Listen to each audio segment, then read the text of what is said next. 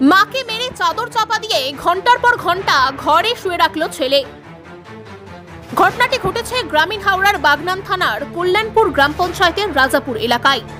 সোমবার দুপুরে ঘরের ভিতর থেকে উদ্ধার হয় বৃদ্ধা সোমা বেরার নিথর দেহ।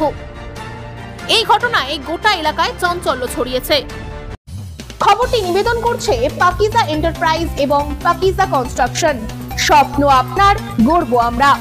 1 নম্বর মৌখালি, জগাছা, হাওড়া। বিশদে জানতে যোগাযোগ করুন নিচের স্ক্রিনে দেওয়া নম্বরে। স্থানীয়দের অভিযোগ, তার ছেলে অভিষেক বেরা নৃশংসভাবে মারধর করার ফলে মৃত্যু হয়েছে ওই বৃদ্ধার।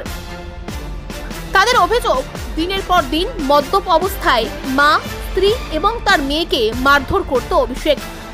তার বিরুদ্ধে বধূ নির্যাতনের মামলাও চলছে। অত্যাচারে অতিষ্ঠ হয়ে তার স্ত্রী এবং মেয়ে বাড়ি ছেড়েছেন। ছেলের অত্যাচারে মাঝে মধ্যেই আত্মীয়দের বাড়ি চলেও যেতেন সোমা দেবী। গত কয়েকদিন আগে তিনি বাড়ি ফেরেন। তারপরেই ঘটল এই মর্মান্তিক পরিণতি।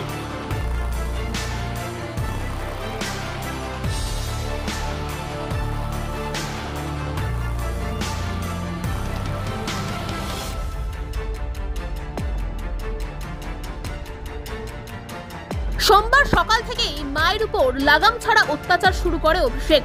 তাকে বেদম প্রহার করা হয়, এমনটাই অভিযোগ প্রতিবেশীদের। দুপুরের পর থেকে আর নড়াচড়া করছিলেন না ওই বৃদ্ধা। মায়ের মৃত্যু হয়েছে বুঝতে পেরে নাটক শুরু করে গুণধর ছেলে।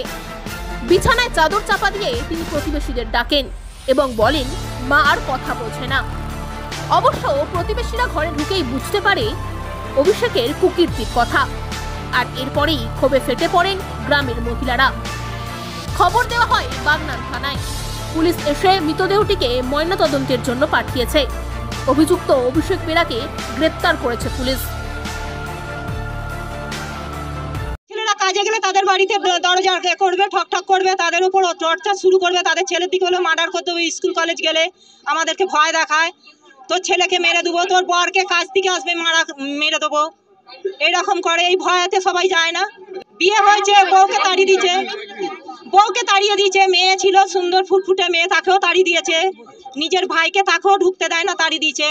লাস্ট হচ্ছে মাকে মার্ডার করেছে। মারধর করতো। বাবার স্ট্রোক হয়ে গেছে, মারতো। বাবার ওই হচ্ছে মানসিক চাপে তেনার হচ্ছে স্ট্রোক হয়ে গেছে। তখন পুলিশ নিয়ে হয়নি, তখন ওনাকে ভর্তি করা হয়েছিল। ওনার ভাইয়েরা সব ভর্তি করেছিল। 6 ভাই তো 5 ভাই ভর্তি করেছিল। উনি মারা গেলেন তখন অসুস্থ হয়ে। তোরটা এখন চলছে এই মাসখানেক, 3-4 মাস চলছে। মানে হালকা হতো, ভারী হলে 1 সপ্তাহের মধ্যে। আজকে দুপুরে বলছে 3টে নাগাদ। ওদের যারা পাশে থাকে তারা বলতে পারে। আমার দিকে আমার ননদ ফোন করেছে। ননদের বাড়ি কাছে দীপামালিটা। ননদকে বলেছে যে হচ্ছে পিসিমা কেন সাড়া পাচ্ছি না, যে মার্ডার করেছে ছেলে উই বলেছে। তারপরে এবার ননদ তখন বলছে কি ব্যাপার, তোমরা গিয়ে দেখো তো একবার। আমি বলছি আমি কি করে দেখবো, বলছি আমি তো যেতে পারবো না, ও তো গেটে চাবি দিয়েছিল। হাওড়ার ডোম জুড়ে 26 কাটা জায়গা জুড়ে তৈরি হয়েছে অত্যাধুনিক ব্যাংকোয়েট।